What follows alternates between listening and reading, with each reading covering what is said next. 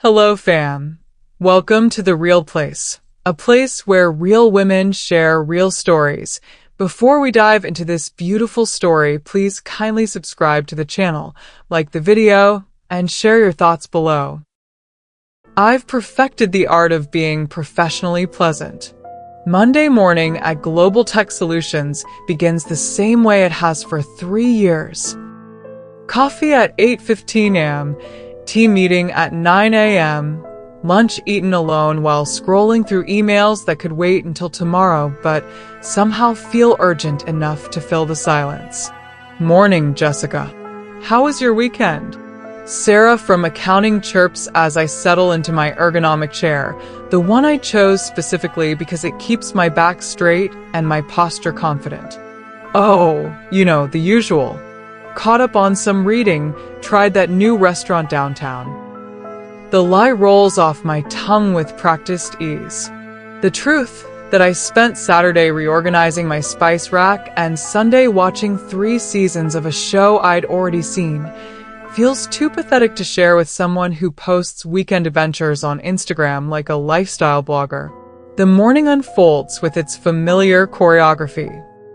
I contribute just enough in meetings to seem engaged without drawing attention, deflect personal conversations with well-timed work questions, maintain the invisible shield that's kept me safely unremarkable. When Mark for Marketing makes his usual joke about deadlines, I laugh on cue. When Linda mentions her daughter's college acceptance, I offer congratulations that sound genuine because I've practiced caring about things that don't touch my life. But beneath this performance, something hollow echoes with each interaction. I go through the motions of connection while feeling like I'm watching myself from across the room. Competent Jessica, reliable Jessica, the one who remembers everyone's coffee preferences and never misses a deadline. She's someone I respect but don't particularly like.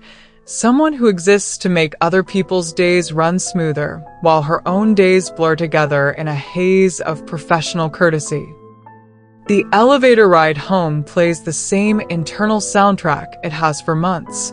Did I contribute enough in today's client meeting? Should I have volunteered for the Henderson project? Am I falling behind compared to my peers? The questions multiply like a virus, feeding on themselves until I'm second-guessing conversations from weeks ago. My apartment greets me with the same pristine silence it always does. Everything in its place, nothing out of order, the kind of space that would photograph well but feels like a hotel room I've been living in for years. I order Thai food, the same pad Thai I've ordered every Monday for the past month, and settle onto my couch with Netflix cued to whatever series won't require emotional investment. As I fall asleep to the blue glow of the television, I acknowledge the truth I've spent years avoiding. I'm drowning in plain sight, and no one has noticed because I've made absolutely sure they wouldn't. The competent facade isn't just my professional persona. It's become my entire identity, and I have no idea who exists underneath it anymore. 3 weeks after Alex's arrival, I find myself alone in the office at 9 p.m., fluorescent lights humming overhead like mechanical cicadas. The Morrison project deadline looms tomorrow, and my laptop has just crashed, taking with it 4 hours of work I forgot to save. The blue screen mocks me with its cheerful error message, as if system failures are just minor inconveniences rather than career-defining disasters. The tears come before I can stop them. Hot, frustrated tears that I quickly wipe away with the back of my hand. But the damage is done. My carefully maintained composure cracks, and the words spill out in a stream of self-deprecating humor that cuts deeper than it should. Typical Jessica move, right? I laugh, but it sounds hollow in the empty office. I'm basically a walking disaster pretending to be functional. Give me any important project, and I'll find the most creative way to sabotage it. It's like I have a PhD in professional self-destruction. I expect Alex to laugh along, maybe offer some platitude about technology being unreliable, or suggests we call IT in the morning. Instead, he stops typing and looks at me with an intensity that makes my stomach flip uncomfortably. "You know what I've noticed about you, Jessica?" His voice is quiet, thoughtful, as if he's been considering this observation for weeks. "You're brilliant at solving problems for everyone else, but you talk about yourself like you're the problem that needs solving." The words hit like a physical blow, stripping away years of carefully constructed defense mechanisms in a single moment. I feel exposed, like he's just read pages from a diary I didn't know I was writing. My throat tightens, and I can't tell if I want to run from the office or collapse into the chair beside him. I don't. I start, then stop, because what can I say? That he's wrong? That I don't spend every day waiting for someone to discover I'm not as competent as I pretend to be? That I don't lie awake at night cataloging all the ways I've failed to measure up? When was the last time you gave yourself the same grace you give everyone else? He continues, and his voice is so gentle it makes my chest ache. When did you last talk about your own work the way you talked about Sarah's presentation last week? Or the way you helped Mark troubleshoot that client issue? I stare at my dark laptop screen, seeing my reflection distorted in the black monitor. The woman looking back at me appears small, uncertain, nothing like the professional I've worked so hard to project. "I can't," I whisper, and the admission feels like stepping off a cliff. If I stop being hard on myself, if I stop expecting the worst, then I'll get comfortable. And comfortable people get blindsided. Alex leans forward slightly, and I catch the scent of his cologne, something warm and understated that makes me want to breathe deeper. "Maybe," he says quietly. Or maybe comfortable people get to enjoy their accomplishments instead of just surviving them. For the first time in my adult life, someone has seen through my performance, and instead of running, he's leaning closer, waiting for my real answer. Alex Martinez arrives on a Tuesday in October, introduced as the new project manager with the kind of easy confidence that immediately sets my teeth on edge, while others gravitate toward his warmth and directness. The way he remembers names after one introduction, asks follow-up questions about weekend plans, brings pastries to morning meetings without making it feel performative. I perfect the art of productive avoidance. I engage just enough to seem professional, contributing to project discussions while keeping conversations surface level. When he asks how I'm finding the new client timeline, I respond with my standard deflection. "Oh, it's fine. Nothing I can't handle." But instead of accepting this and moving on like everyone else does, Alex pauses. "Fine as in genuinely okay," he says, tilting his head slightly. "Or fine as in you're already mentally reorganizing your entire life to make it work." The question catches me off guard. Most people accept fine as a complete answer, a conversational door closing with a polite click. Alex seems determined to wedge his foot in the gap. I start, then laugh. The self-deprecating sound I've weaponized for years. Are those really the only two options? In my experience, usually. His smile is knowing, but not unkind. I tend to be a reorganize my entire life, kind of fine person myself. Something about his admission makes my defensive walls waver slightly. But before I can respond, Linda calls us into the conference room, and the moment passes. The catalyst moment comes during a team lunch the following week. I execute my usual performance with practiced precision, charming stories about my weekend pottery class, self-deprecating humor about my cooking disasters, strategic questions that keep the focus off myself while making others feel heard and interesting. It's a dance I've perfected, making everyone feel comfortable while staying completely invisible myself. When the group begins to disperse, returning to afternoon meetings and deadline pressures, Alex hangs back. He's leaning against the restaurant wall, hands in his pockets, watching me gather my purse and check my phone with the efficient movements of someone always slightly behind schedule. "You're really good at that," he says quietly, and something in his tone makes me look up from my phone. "Good at what?" "Making everyone feel comfortable while staying completely invisible yourself." The observation lands like a stone in still water, sending ripples through my carefully maintained composure. No one has ever called me invisible, especially not while making it sound like they actually see me. I feel my face flush, a mix of embarrassment and something else I can't quite name. "I don't know what you mean," I say, but my voice sounds thin, unconvincing even to myself. Alex straightens up, and for a moment, I think he's going to push further, ask more questions I'm not prepared to answer. Instead, he nods toward the door, ready to head back.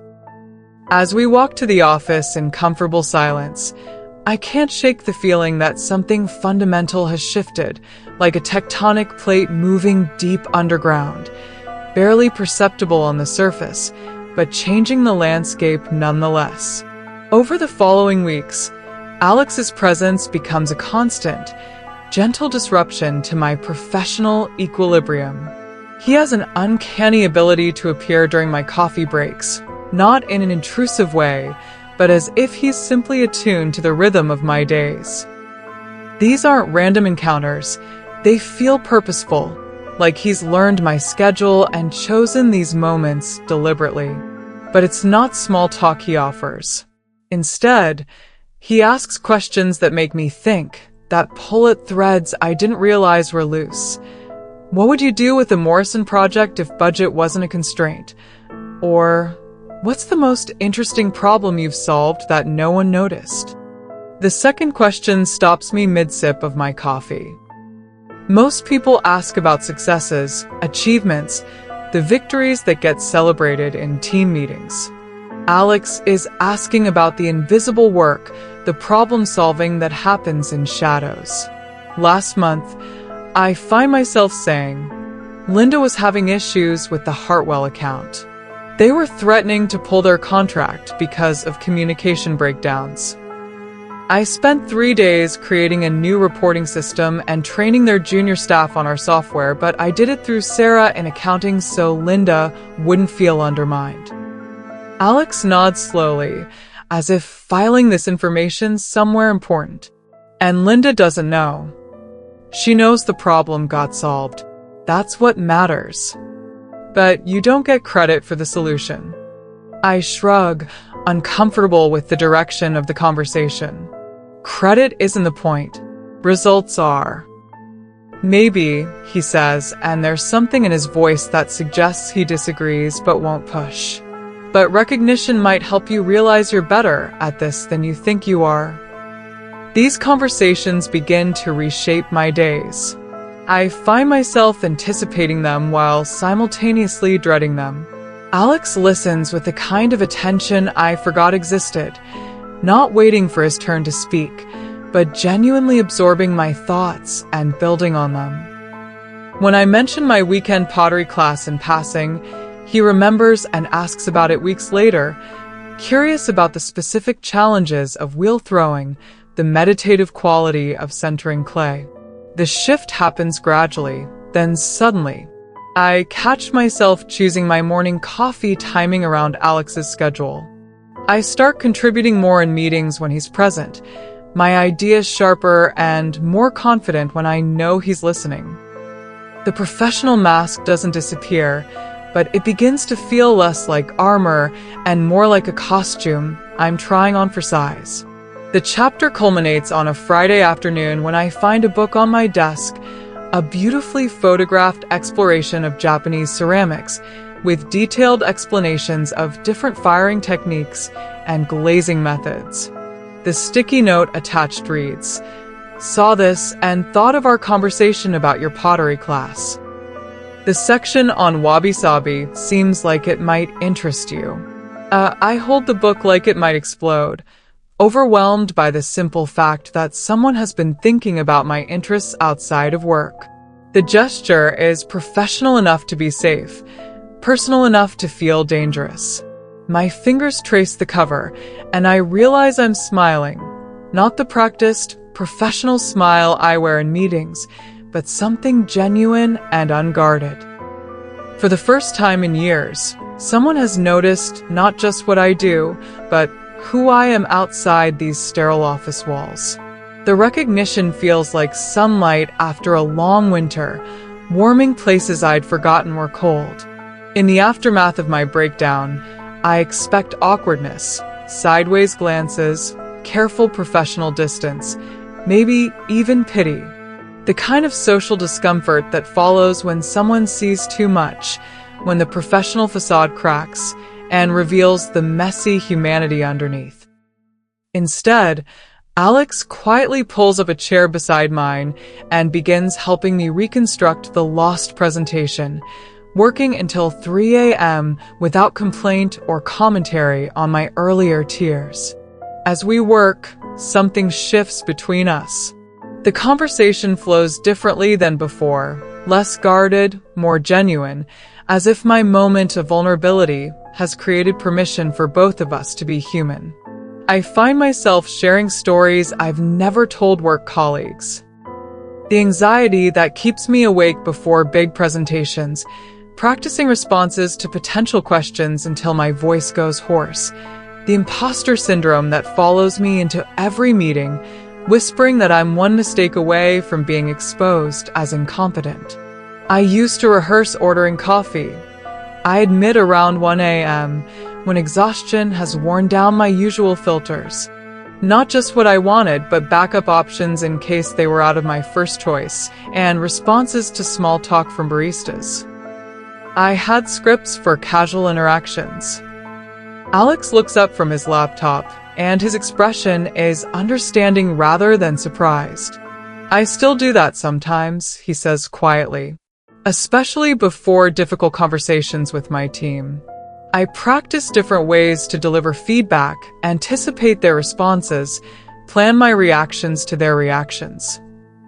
The admission creates a pocket of intimacy in our sterile corporate environment. We're two people admitting to the exhausting work of appearing effortlessly competent, and somehow sharing that burden makes it feel lighter. The panic attack started during my first management role, Alex continues, his fingers pausing over the keyboard. 3 months in, I was having them twice a week. I'd sit in my car before meetings, trying to breathe normally, wondering if everyone could tell I had no idea what I was doing. What changed? I asked, genuinely curious. I realized everyone was too worried about their own performance to scrutinize mine as closely as I thought they were. He glances at me with a small smile. Most people are too busy managing their own insecurities to spend much time cataloging yours. When I admit that I chose this job not because I loved it, but because it felt safe, predictable challenges, clear expectations, minimal risk of spectacular failure, Alex nods with understanding that makes my chest tight with unfamiliar emotion.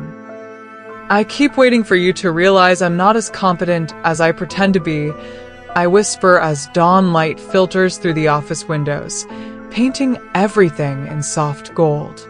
I keep hoping you'll realize you're more competent than you pretend to be, Alex replies, and the space between us fills with possibility neither of us knows how to name. His words settle into the quiet office like seeds in fertile ground, and I feel something shifting deep inside my chest. A loosening of the tight grip I've held on my self-doubt, a tiny crack in the armor I've worn for so long I forgot it wasn't part of my skin. The days following our late-night revelation create a new kind of tension in my carefully ordered world. The professional mask that once felt essential now feels impossible to maintain around Alex, but removing it completely terrifies me in ways I can't articulate. I oscillate between moments of authentic connection and panicked attempts to rebuild my emotional walls, like someone learning to walk after years of crawling.